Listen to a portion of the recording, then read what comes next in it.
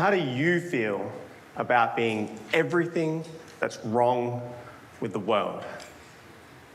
Just imagine being asked such a loaded question. You'd be pretty shocked, right? Well, that actually happened to me. And you're probably thinking, well, he must have deserved it. He must have done something bad, something awful, something truly terrible. Maybe he murdered a man with his bare hand. But wait, that didn't actually happen. So what was my crime? Well, I was a marketer, but not just any marketer, one who spent his days observing and documenting how consumers bought brands. And on that particular day, I was presenting my research to an audience like this one in pretty much an auditorium like this one as well. I had just finished presenting my research about how consumers bought brands from online supermarkets, and I was approached by a member of the audience. You see, to her, I was an evil marketer because what I was doing was promoting the overconsumption of unhealthy products, and I was destroying the health of society. Now, I was pretty shocked. I mean, I'm by no means perfect, but I like to think I'm a pretty decent guy. And what was an offhanded comment, and one that was pretty inaccurate. I'm quite proud of where I work, and I'm quite proud of what I do.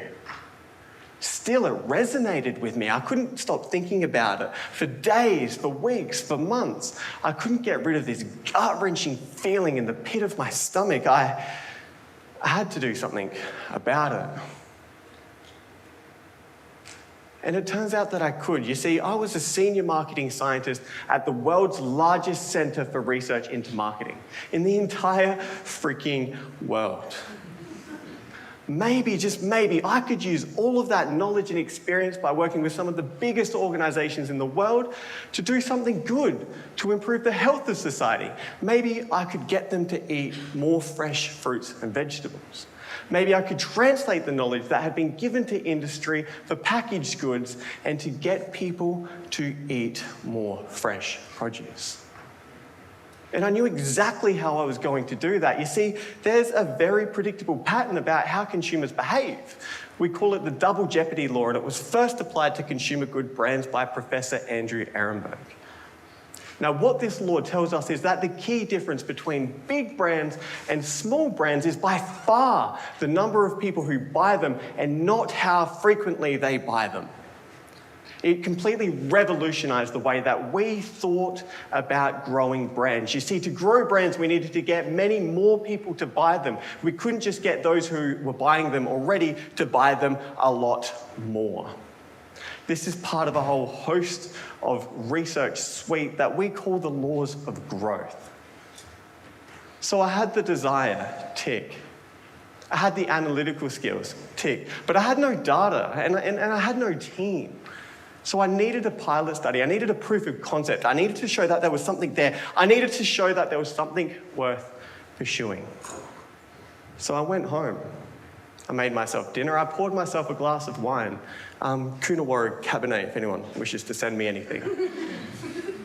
And I created a questionnaire and I launched it, and I paid for the first research and development in this area out of my own pocket. Not too bad for someone who is everything that's wrong with the world, but hey. And I woke up the next morning, I got out of bed, I stretched, and I opened up my email and the data was there. I was so excited.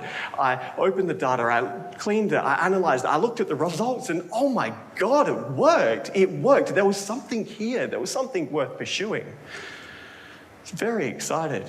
Like any good scientist, I wrote up my results, I'd published them, and I'd sent them into the world. But I was also an academic. And while we're extraordinarily critical of other people's work, we reserve our harshest criticism for our own. And I knew there was something wrong with my study. You see, I'd collected this data through questionnaires. And there were two key things wrong with questionnaire data collection. One of them, they relied on people's memories, which we know is a bit fickle at best. The second thing is that it also was analysing the buying behaviour of a socially desirable thing. to buy fresh fruits and vegetables. Maybe they were just inflating what they were doing because they were trying to tell us what we wanted to hear. Yeah, Mr. Researcher, I'd consumed my 2 and 5 every day. So I knew I needed better quality data and to truly create world-class research. And I thought the best way about doing that was to create a research team around me. Now, within my research institute, there's an associate professor, Svetlana Bogomolova.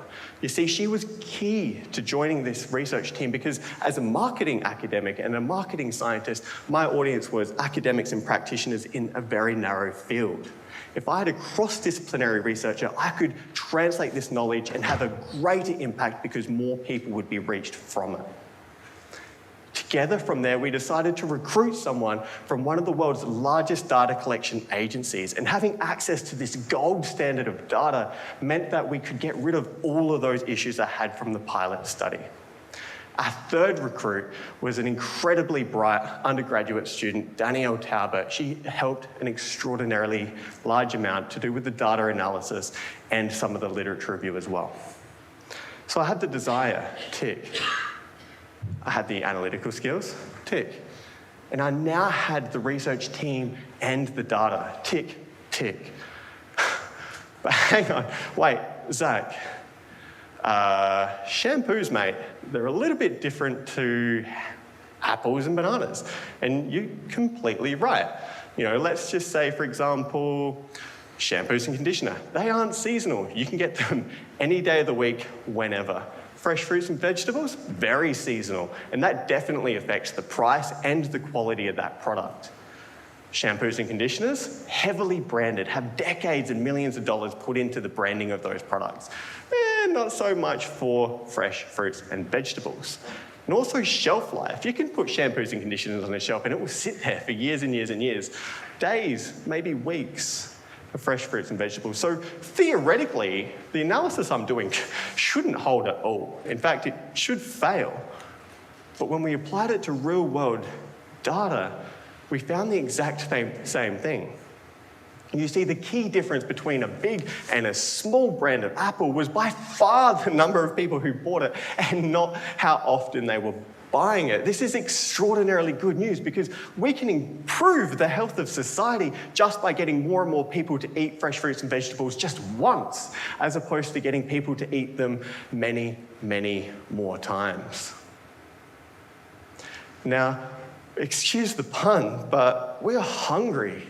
There is so much more work to be done here. We want to look at Andrew Ehrenberg's law of buying frequencies, Gerald Goodhart's duplication of purchase law. We want to look at Kathy Hammond and Rachel Kennedy's law of user profiles, and that's just the tip of the iceberg. There's at least a decade of research that we can do here to improve society's health. Now, where you all come in, and where everyone from the marketing industry comes in, is the editors of the journal. You need to publish this research. Curators of events invite us to speak. People who write articles for industry, spread the word. And every single one of you in this audience and all of you watching at home, you too can help. Next time you go to the supermarket, while an apple a day will keep the doctor away, add a banana, add a carrot, add some cucumber. Hell, add some smashed avocado. You know, I still think about that day. The only difference is, I would hope if that audience member was here today, would she come up to me and would she say, how do you now feel about being everything that's bright with the world? Thank you.